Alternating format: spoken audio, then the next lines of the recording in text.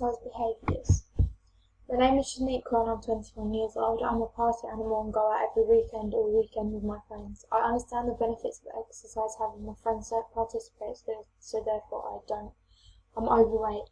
As I'm at uni, I do not have time to go to the gym as it's not feasible with the budget I have to live on. My mum is extremely overweight and has suffered a stroke, however I am not as overweight as her yet. Trans-theoretical behavioural change. Pre-contemplation. This is when a person is not ready to change their current behaviour or to engage in any way of preventing or changing their current habit. The consequences of the change haven't been thought about yet, so she does not understand that if she carries on her way she's going that her health may be at risk. Shaniqua shows pre-contemplation when she says she is overweight, as this shows she knows she has a problem, however she doesn't show any way of wanting to change to become healthier. She completely ignores the problem as if it's not there. This is common in the pre-contemplation stage. Contemplation. This is when you get ready for action by thoughts and intentions, so you understand that you need to change and that you're going to do anything you can to try and change. It is essential to avoid negativity in order to avoid going back to pre-contemplation stage, so basically reversibility, so going from wanting to change to actually reversing back to yourself thinking actually I don't want to change, as it's too much work. Shaniqua shows contemplation as she understands the benefits of the exercise and the positives of participating if she chooses to move into the preparation stage. The next stage happens when you are actually ready to change. You are ready and have plans set to make the change. It helps you tell friends and family about the change. It is constant reassurance and motivation, so it gives you like backup if you feel like you cannot do it anymore, then someone can be there and tell you that you can. To reach this stage, she would start to plan meals that she could eat during her diet and plan nights where she could go out and drink and others in which she can't. This is so she moderates her drinking. She would also be able to tell her friends. She would also tell her friends and maybe get them on board to do it alongside her as an added incentive to do it. The next stage of action. This is when the change has been initiated and have come up with strategies to continue to change. If she wanted to move forward into this stage, she would start to follow something like a diet, also cutting down on alcohol and start going to the gym and exercising regularly in order to start losing weight. Or if she can't afford it, she could go to the park and exercise, swimming, anything like that. Scenario 2. My name is Larry. I currently live in a non-active lifestyle. However, my mates participate in sport and I've always have done. I'd love to pick up a sport and become active, but I don't know how. I feel it would really benefit my health. I used to participate in a lot of sport until I damaged my back, which gets sore often. I love eating takeaways often and go to the pub for a few beers with my friends 4 out of 7 days of the week. The theory of planned behaviour. Larry shows a positive attitude towards exercise and understands the benefits, which shows the behavioural attitude in this theory. This is when a person must believe that the change that they make will have a positive or negative impact on their life. The subjective norms of his group is to be physically active as all his friends participate in sport.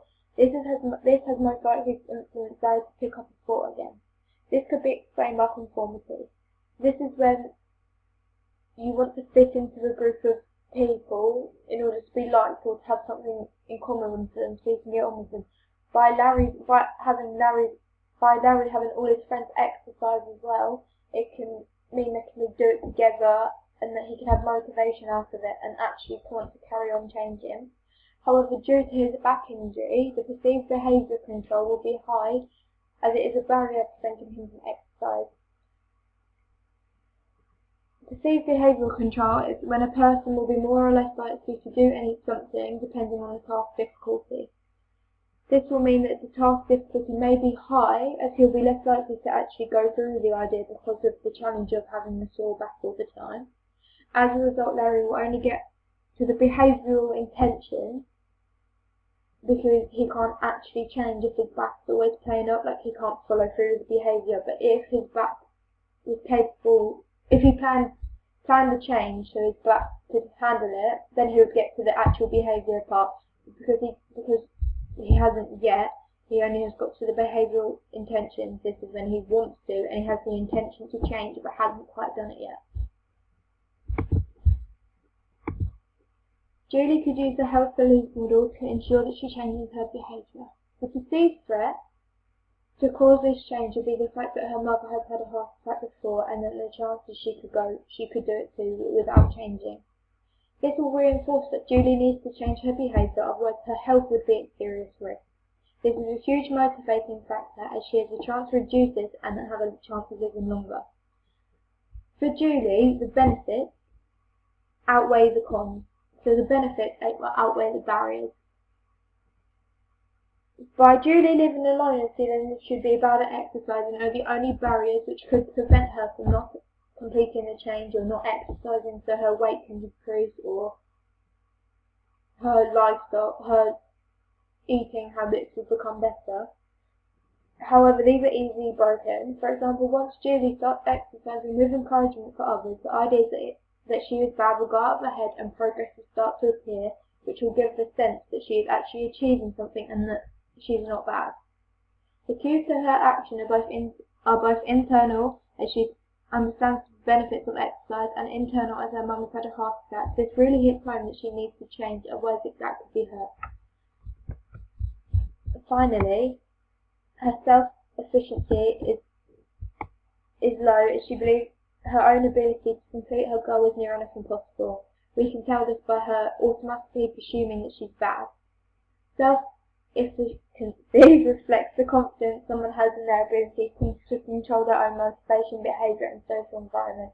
And as we can see, her low motivation she already has low motivation as she presumes she'll be bad at it, and her social environment she can control as she lives on her own, but because she's on her own, she's got no one to make sure she's sticking to what she said she wants to do, or anyone to encourage her unless she's out with her friends.